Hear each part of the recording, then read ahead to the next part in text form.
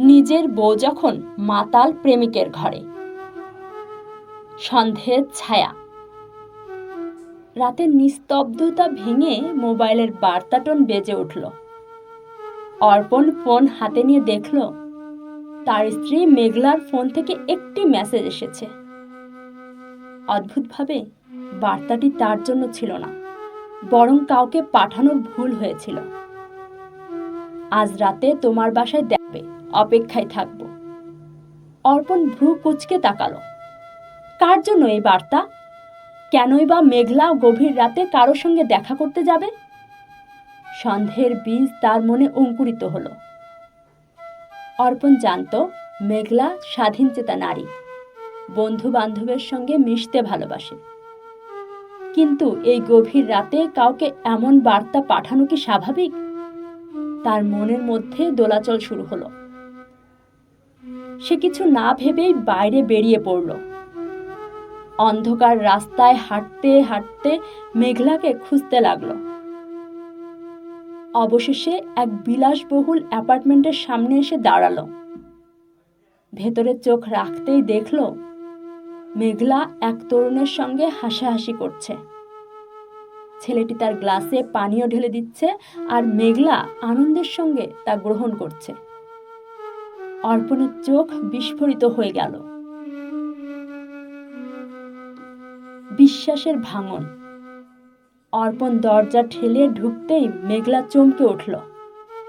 তার চোখ লাল, শরীর টলমল করছে। ছেলেটি উঠে দাঁড়ালো, যেন অপরাধ ধরা পড়েছে। তুমি এখানে?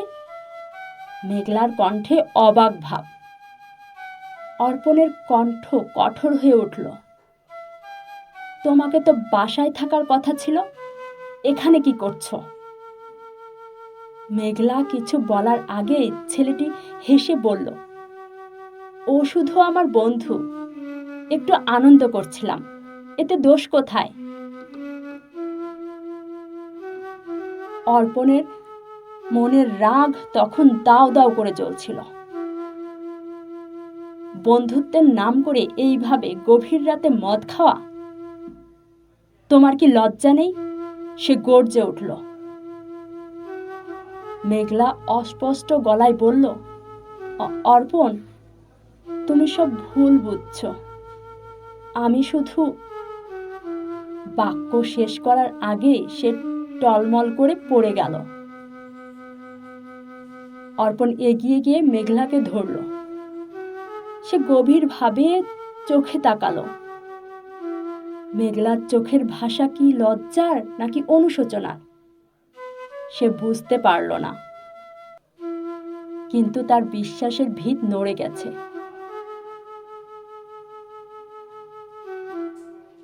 সম্পর্কের পরিণতি। পরের দিন সকালে মেঘলা মাথা ধরে উঠে বসল। সে দেখল অর্পণ চুপচাপ দাঁড়িয়ে আছে, চোখে অবিশ্বাসের ছায়া। কাল রাতে তুমি যে করেছ তার ব্যাখ্যা কি? অর্পণ শান্ত অথচ কঠিন গলায় বলল। মেঘলার চোখ ছলছল করে উঠল। আমি জানি না কিভাবে ব্যাখ্যা করব অর্পণ। সেদিন খুব স্ট্রেসে ছিলাম, তাই বন্ধুর সাথে একটু রিল্যাক্স করতে চেয়েছিলাম। আমি কোনো খারাপ কিছু করিনি। অর্পণ দীর্ঘশ্বাস ফেলল। বিশ্বাস কি এতটাই ঠুনকো? তুমি আমার স্ত্রী, কিন্তু তোমার প্রতি বিশ্বাস এখন চূর্ণ বিচূর্ণ। মেঘলা চোখের জল ফেলল। আমাকে শেষ সুযোগ দাও। আমি প্রতিজ্ঞা করছি এমন কিছু আর কখনো হবে না। অর্পণ চুপচাপ তাকিয়ে থাকলো। সে জানে সম্পর্ক বিশ্বাসের উপর দাঁড়িয়ে থাকে, কিন্তু বিশ্বাস যদি একবার ভেঙে যায় তবে কি তা জোড়া লাগানো সম্ভব? বাইরে ভোরের আলো ফুটেছে, কিন্তু তাদের সম্পর্কের আকাশে ঘোর অন্ধকার। তাদের ভবিষ্যৎ কোন পথে যাবে তা কেবল সময়ই বলে দেবে। নিজের বউ যখন মাতাল প্রেমিকের ঘরে। সন্ধ্যের ছায়া। রাতের নিস্তব্ধতা ভেঙে মোবাইলের বার্তাটন বেজে উঠল। অর্পণ ফোন হাতে নিয়ে দেখল তার স্ত্রী মেঘলার ফোন থেকে একটি মেসেজ এসেছে। অদ্ভুতভাবে বার্তাটি তার জন্য ছিল না, বরং কাউকে পাঠানোর ভুল হয়েছিল। আজ রাতে তোমার বাসায় দেখবে, অপেক্ষায় থাকব। অর্পণ ভ্রু কুঁচকে তাকালো। কার জন্য এই বার্তা? কেনই বা মেঘলা গভীর রাতে কারো সঙ্গে দেখা করতে যাবে? সন্দেহের বীজ তার মনে অঙ্কুরিত হলো।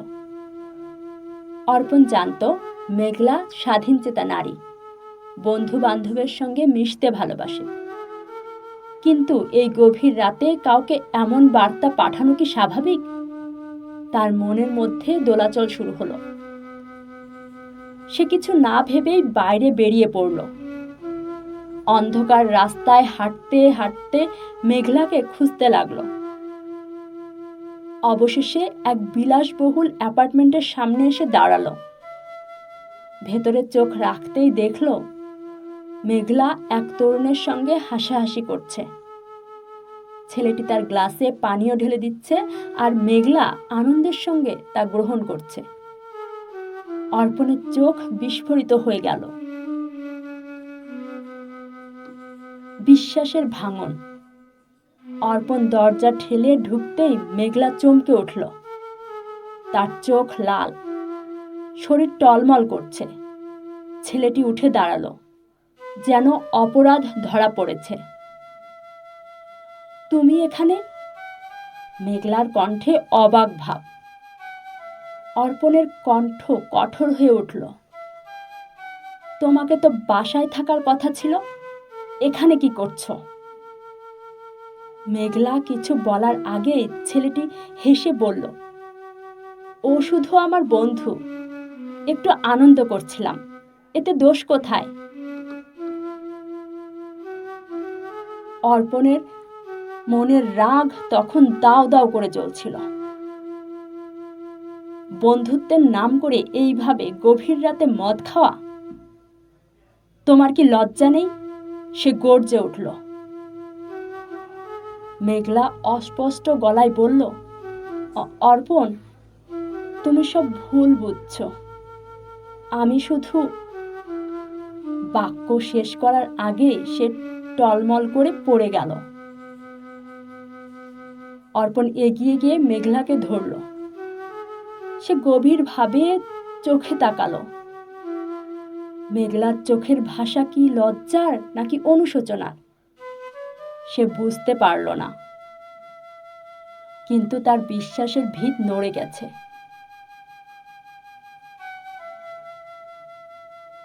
সম্পর্কের পরিণতি। পরের দিন সকালে মেঘলা মাথা ধরে উঠে বসল। সে দেখল অর্পণ চুপচাপ দাঁড়িয়ে আছে, চোখে অবিশ্বাসের ছায়া। কাল রাতে তুমি যে করেছো তার ব্যাখ্যা কি? অর্পণ শান্ত অথচ কঠিন গলায় বলল। মেঘলার চোখ ছলছল করে উঠল। আমি জানি না কিভাবে ব্যাখ্যা করব অর্পণ। সেদিন খুব স্ট্রেসে ছিলাম, তাই বন্ধুর সাথে একটু রিল্যাক্স করতে চেয়েছিলাম। আমি কোনো খারাপ কিছু করিনি। অর্পণ দীর্ঘশ্বাস ফেলল।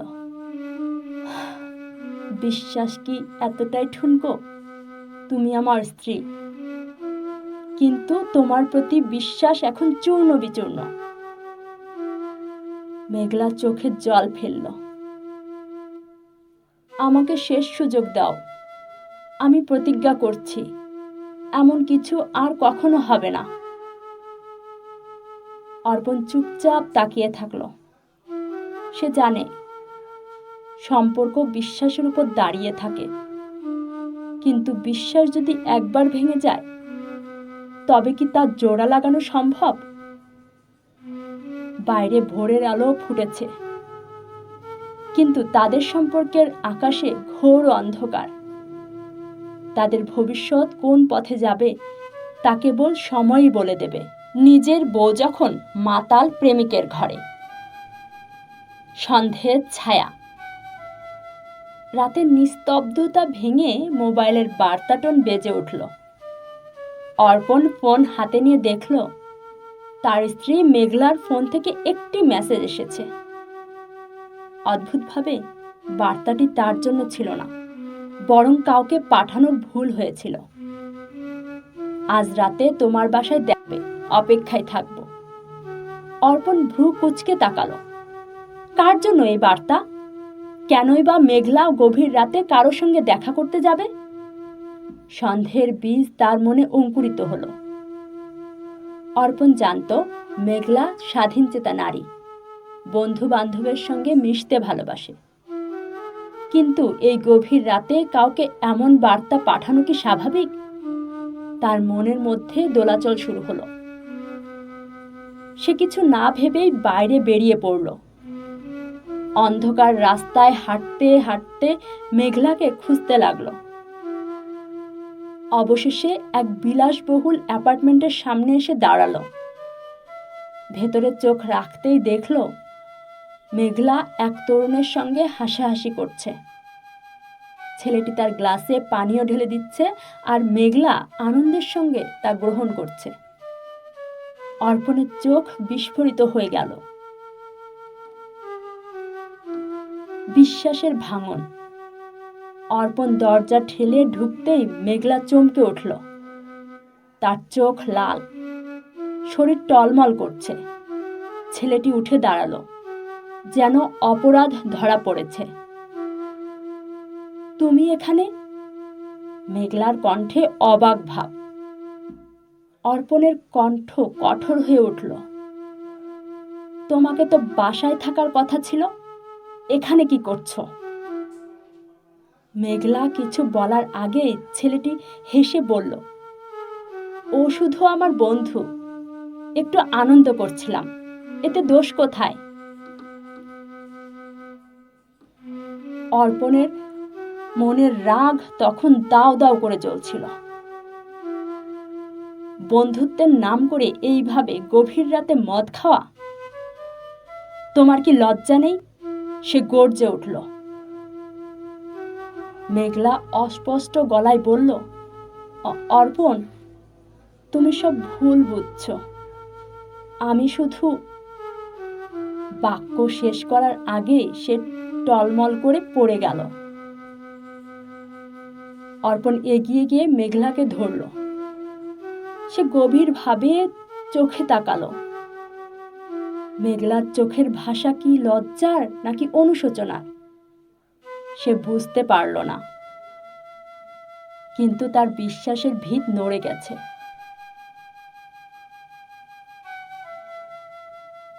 সম্পর্কের পরিণতি। পরের দিন সকালে মেঘলা মাথা ধরে উঠে বসল। সে দেখল অর্পণ চুপচাপ দাঁড়িয়ে আছে, চোখে অবিশ্বাসের ছায়া। কাল রাতে তুমি যে করেছ তার ব্যাখ্যা কি? অর্পণ শান্ত অথচ কঠিন গলায় বলল। মেঘলার চোখ ছলছল করে উঠল। আমি জানি না কিভাবে ব্যাখ্যা করব অর্পণ। সেদিন খুব স্ট্রেসে ছিলাম, তাই বন্ধুর সাথে একটু রিল্যাক্স করতে চেয়েছিলাম। আমি কোনো খারাপ কিছু করিনি। অর্পণ দীর্ঘশ্বাস ফেলল। বিশ্বাস কি এতটাই ঠুনকো? তুমি আমার স্ত্রী, কিন্তু তোমার প্রতি বিশ্বাস এখন চূর্ণ বিচূর্ণ। মেঘলা চোখে জল ফেলল। আমাকে শেষ সুযোগ দাও। আমি প্রতিজ্ঞা করছি এমন কিছু আর কখনো হবে না। অর্পণ চুপচাপ তাকিয়ে থাকল। সে জানে সম্পর্ক বিশ্বাসের উপর দাঁড়িয়ে থাকে, কিন্তু বিশ্বাস যদি একবার ভেঙে যায় তবে কি তা জোড়া লাগানো সম্ভব? বাইরে ভোরের আলো ফুটেছে, কিন্তু তাদের সম্পর্কের আকাশে ঘোর অন্ধকার। তাদের ভবিষ্যৎ কোন পথে যাবে তা কেবল সময়ই বলে দেবে।